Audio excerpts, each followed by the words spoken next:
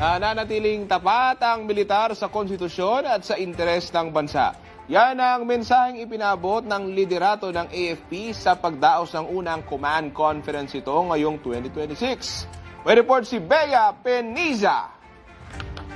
Present si President Ferdinand R. Marcos Jr. sa first semester 2026 Command Conference ng Armed Forces of the Philippines.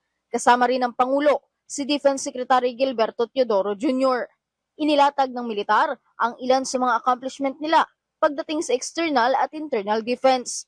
Kasama na rito ang pagbaba ng bilang ng miyembro ng New People's Army at iba pang local terrorist groups. Humina rin ang impluwensya ng NPA at terorista sa community.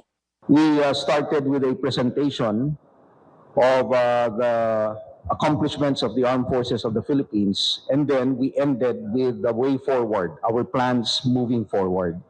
So we emphasized, number one, for internal security operations, we emphasized the gains that we have had in terms of reducing the number of NPA fighters, reducing the number of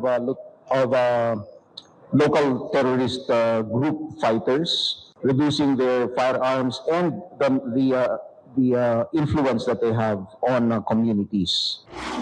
Iniulat din ng AFP ang patuloy na maritime operation sa West Philippine Sea kasamang Philippine Navy, Philippine Coast Guard, BIFAR at iba pang ahensya.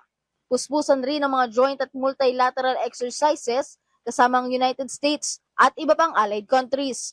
So, report po natin sa ating Pangulo na tuloy-tuloy pa rin po yung ginagawa nating maritime operations among the Navy, the Coast Guard, and the BIFAR, including other agencies.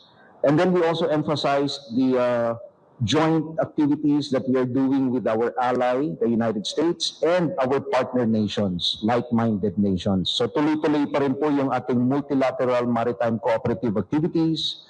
Our joint exercises are continuously going on throughout the year.